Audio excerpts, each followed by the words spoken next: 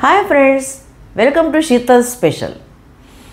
खूप दिवस झाले भाजीचा काही प्रकार आपण केला नाही। आज मी तुम्हाला पीठ पेरून सिमला मिरची म्हणजे सिमला मिरचीची बेसन घालून भाजी कशी करायची ते दाखवणार आहे। पोळीबरोबर तर ही उत्तम लागतेच, पण भाकरीबरोबर ज्वारीची असो की तांदूळाची अतिशय उत्तम लागते। चला तर मग पटकन सुरुवात करूया। सिमला मिरची बेसन भाजी कशी करायची ते पाहूया। सिमला मिरचीची पीठ पेरून भाजी करण्यासाठी आपल्याला लागणारं साहित्य आहे सिमला मिरच्या। या अगदी लहान लहान होत्या म्हणून मी 7 घेतल्यात। अर्धा कप बेसन, 3 टेबलस्पून लाल तिखट म्हणजे लाल मिरची पावडर आणि 2 टीस्पून ओवा। सगळ्यात प्रथम आपल्याला अर्थातच मिरची चिरून घ्यायला लागेल। ह्याच्यातल्या बिया आपल्याला काढून टाकायच्यात। आपण स्टफ सिमला मिरची करताना पण अशा पद्धतीने काढून टाकतो, म्हणजे त्याचा तिखटपणा पुष्कळ कमी होतो। ह्याच्यातली साईडची मिरची आपण वापरू शकतो, ती वाया नाही घालवायची। शक्य तेवढी देठाकडनं कापून घ्यायची, फक्त देठ आपल्याला टाकून द्यायचं आहे।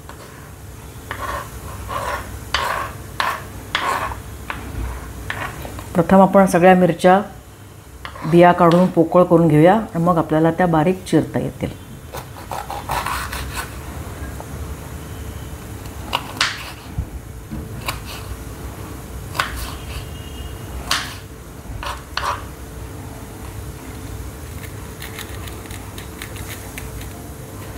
अगदी सहज निघतो हा बियांचा पोर्शन। हलक्या हाताने करायचं आहे, नाहीतर हात कापला जाईल। अगदी सांभाळून करा। अगदी एकूण एक बी निघाली पाहिजे असं नाही, शक्य थोड्या बिया आपल्याला काढायच्यात।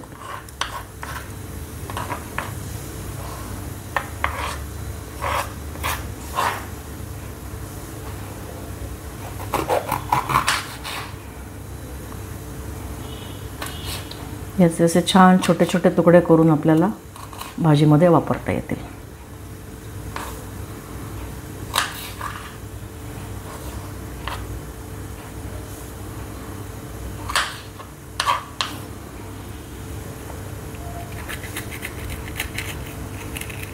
अगदी सावकाश हलक्या हाताने, कसलीही घाई न करता बियांचा पोर्शन काढून घ्या।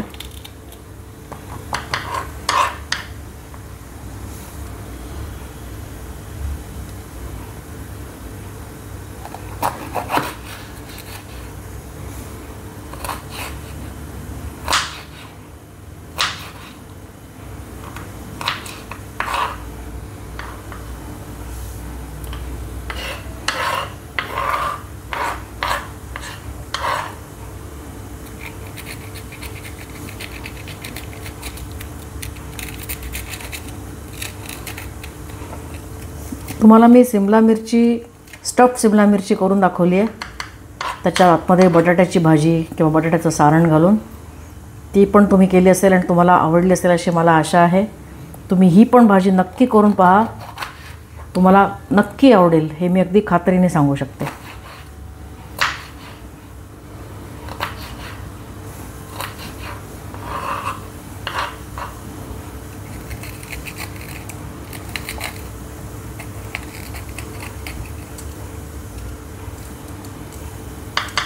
बघा किती ह्याच्यामध्ये बिया निघतात। या बियांमध्ये फार तिखटपणा असतो आणि ह्याच्यामुळे ॲसिडिटी वगैरे पण जास्त होऊ शकते, म्हणून शक्य तितक्या ह्या बिया आपल्याला काढायच्या असतात।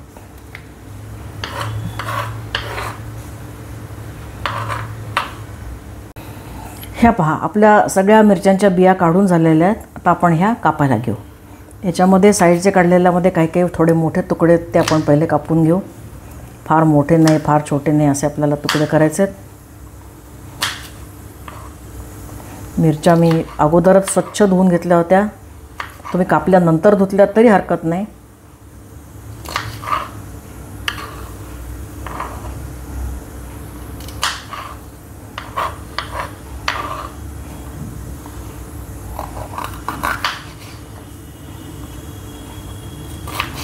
ही भाजी पोळीबरोबर, पराठ्याबरोबर भाकरीबरोबर कशाही बरोबर छान लागते, त्यामुळे वारंवार केली तरी चालते.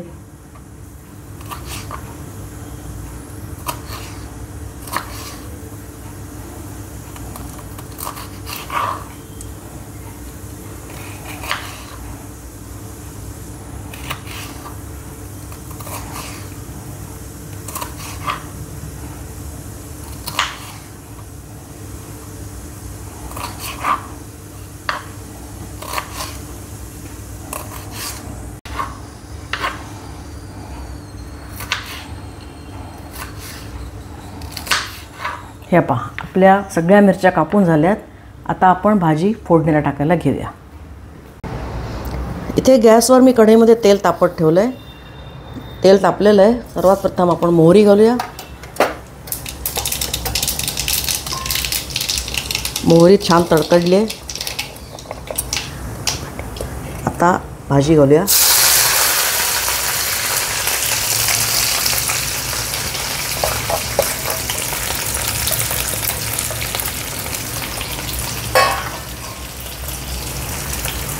ओवा घालूया. थोडीशी परतून घेऊया.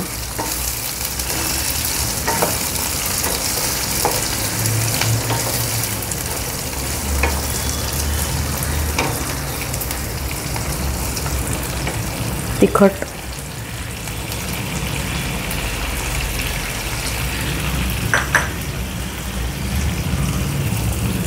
मीठ,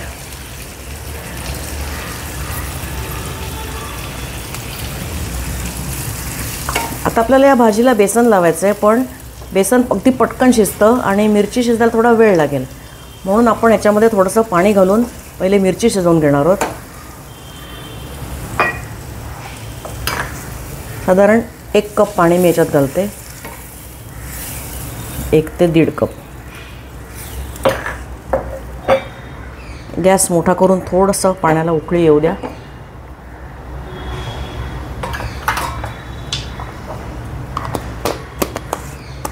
हे पहा, पाण्याला आता चांगली उकळी यायला लागली आहे. आता मी गॅस कमी करून थोडा वेळ झाकून ठेवते. आपल्याला भाजी शिजत ठेवून 5 मिनटं होऊन गेली आहेत. बघूया. तशीही सिमला मिरची शिजायला फार वेळ लागत नाही आणि ही तर पाण्यामध्ये घातली होती. ही चांगलीच आता शिजलेली दिसते आपल्याला. हे बघा, पटकन तुटते आहे.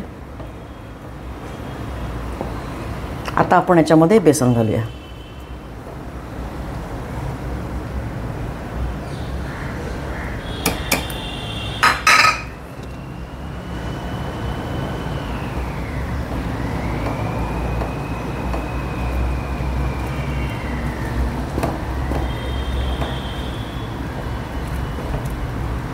पोळीप्रमाणेच भाकरीबरोबरही ही भाजी उत्कृष्ट लागते.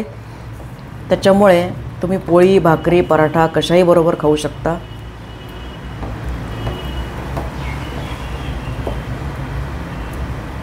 थोडीशी पातळसर ठेवायची. थंड झाल्यानंतर ती अजून थोडी घट्ट होते.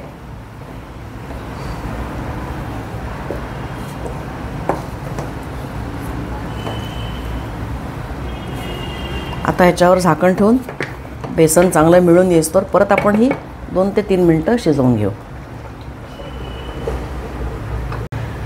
आपल्याला बेसन टाकल्यानंतर भाजी झाकून ठेवून 3-4 मिनटं झाली आहेत. अरे वा, हे बघा, मस्तपैकी छान अशी सेमी लिक्विड झालेली आहे. आमच्याकडे थोडीशी पातळसरच भाजी आवडते ही लावून खायला, आणि थंड झाल्यानंतर ती अजून थोडी घट्ट होईलच, म्हणून ही अशी इतपतच पातळ असतानाच मी आता गॅस बंद करणार आहे.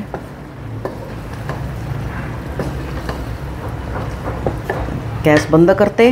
त्याच्यावर स्वच्छ धुवून बारीक चिरलेली कोथिंबीर घालते आणि आपली गरमागरम स्वादिष्ट चविष्ट पीठ पेरलेली सिमला मिरची भाजी खायला तयार.